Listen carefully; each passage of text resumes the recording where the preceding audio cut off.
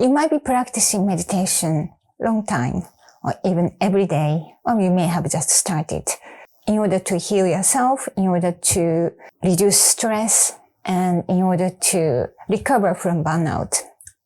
There are many reasons. And also just to feel good, you might be doing meditation, which is great. I also do myself. But then you might be feeling, well, I've been doing this meditation, but nothing is changing in my life. And I still feel the same. I still feel depressed. I feel stressed. And maybe I feel a bit better just after doing meditation, but then it comes back again, the same.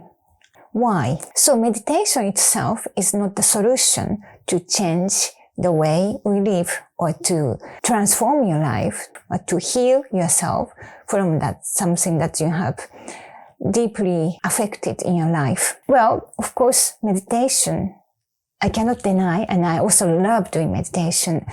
And meditation can, of course, help. Of course, it supports our lives. And of course, I can recommend meditation. But not only meditation. There are other important facts that we need to keep practicing throughout the day. So meditation itself, this is what I teach as well, especially when I do meditative Japanese calligraphy. I think every participant has already experienced and what I teach and what I actually mean about it. So meditation itself is great. It will bring you a state of calmness and calms the activity of your nerves. And there are many, many different scientific evidence and proof that meditation can reduce the stress and all the wonderful benefit also for the health reasons. However, after the meditation, you go back to your daily routines, your work, family, relationship, and daily tasks. So many things that we have to deal with. Maybe you're running the company and what else? There are many things in life and you have to actually keep doing that.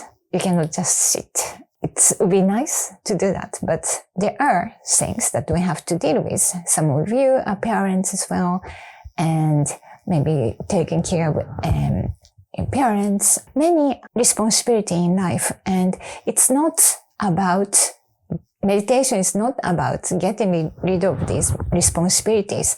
In fact, meditation is just part of our practices. And what's most important is that how we are using our mind and how we are actually creating our thoughts and how we are actually creating our own emotion and feeling through what we think. So you can also imagine, like, if you get fired, laid off from your job. Of course, circumstances might be different, but many people have different reactions. We might think this is personality. For example, you might tend to get so angry when you actually hit the traffic jam. That's okay. Maybe you have so much fire in your energy. And some people, it's okay, this is traffic jam. And just relax, listen to the music, never mind. And also at work, the same situation, different person react differently. And if you are tend to get more anxious or angry or creating stress in your life, then it's time to look at how am I thinking and how am I using my mind. So then to pay more attention of our mind activity. In my other video, I talked about kotodama, spirit of word, power of words, and of course, what we use in our daily life, how we communicate with others, but also how we are actually talking to ourselves, our inner chat. That is so important, but many of us forget about it. For example, about something happened in the past, you might time to time think, oh, I cannot actually forgive him, or I cannot forgive her. This is her fault. This is his fault. And I'm just so angry. And that's why I'm here in this situation. And why don't I get better? And I want to get this. I want to actually move on, but this is their fault, and that's why I'm these situations, and these unuseful thoughts. Often it's actually silently being produced in our mind.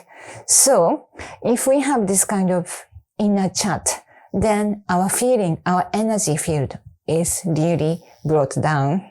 So instead, you can actually rephrase these inner chat. And first, it is important to monitor our inner chat and what subconsciously we are actually processing in our head, in our mind. So I always advise my students, my client, to make a journal first thing in the morning.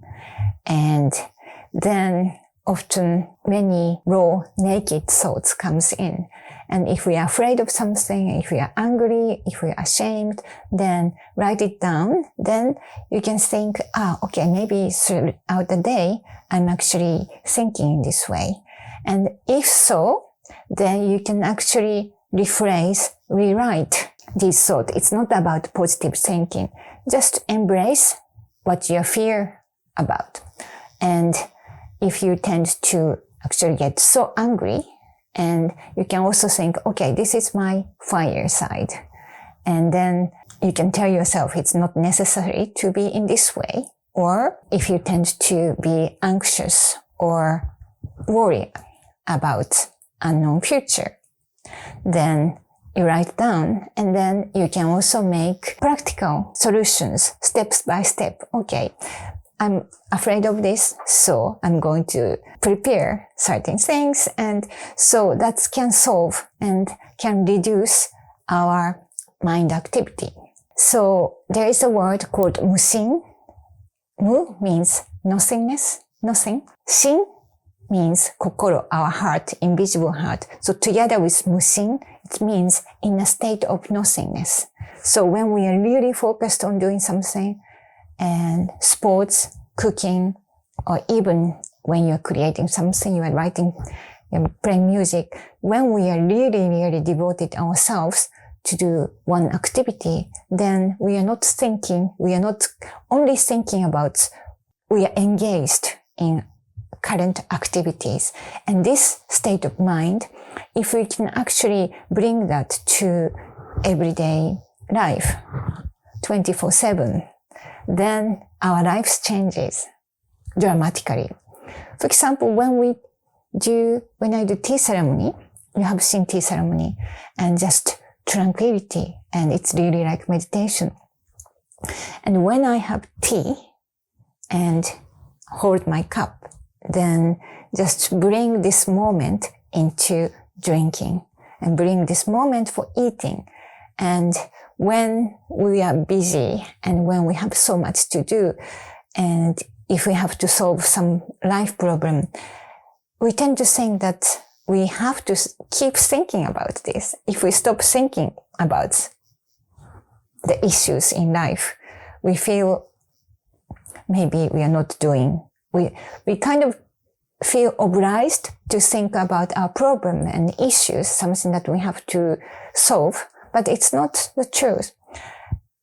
And the more we actually engage in the current situations, and the more we engage in the present moment with our activities, and there create the moments that you think to make practical solutions, and then we can actually go forward.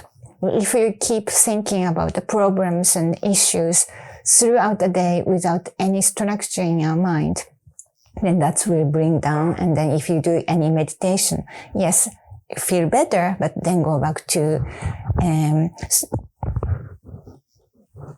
the low energetic field. So the summary of this talk, why meditation is not helping you. It's about outside of meditation hours to create a kind of structure for your mind. If you tend to worry, I tend to worry as well. And especially if I have to go somewhere. And so I prepare So I allocate time to worry or to prepare to get things done. Then other times I do engage in what I'm actually supposed to do. If I were walking, I go for a walk. I listen to music and I listen to the music, tune into the energy of nature and immerse myself to be in the environment. Then, if I were cooking, focus on cooking. When I'm with friends, my clients, fully in the present moment with them. So then this worry time becomes more productive. So if you tend to feel depressed, and you might be feeling depressed all the time, but then allocate your time to think about that, then also do other activities. Can be walking, or can be some exercise, or even playing the music, writing, paintings. So then create structure for your mind. And I always say, in a way, my life in Japan upbringing was I felt maybe too much disciplined.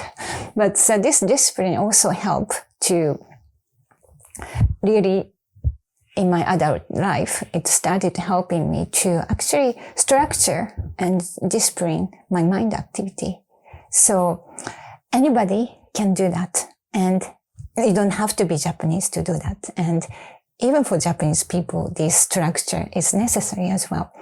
So this is something that we can all embrace. And also when I'm in a difficult time in my life, I practice this myself, and it's actually brought so much wonderful. It actually changed the course of my life. And so I can highly recommend that from my own experience. Thank you for watching. And また本のこと言って。いいよ。So, YOSHUKU, the art of YOSHUKU, the Japanese art of manifesting. Okay, so my upcoming book, YOSHUKU, the Japanese art of manifesting, is not about manifestation. It is about how to live our life every single day to invite what we wish to happen. So it's also part of healing and part of transformation, part of manifestation. It is actually how to live our life peacefully and enjoy our life. So if you like to know more, it's coming up in 14 languages. And first one, in September, we will have English version, German version, and October, US version, Spanish version. So it's available to pre-order from the major bookstores around the world and also in Amazon. So please have a look. And then if you like to practice with me what I teach and what I write, please consider joining Japanese Wisdom Academy. And all the information is in the description, the link below. Thank you for watching and see you next time. よかったよ。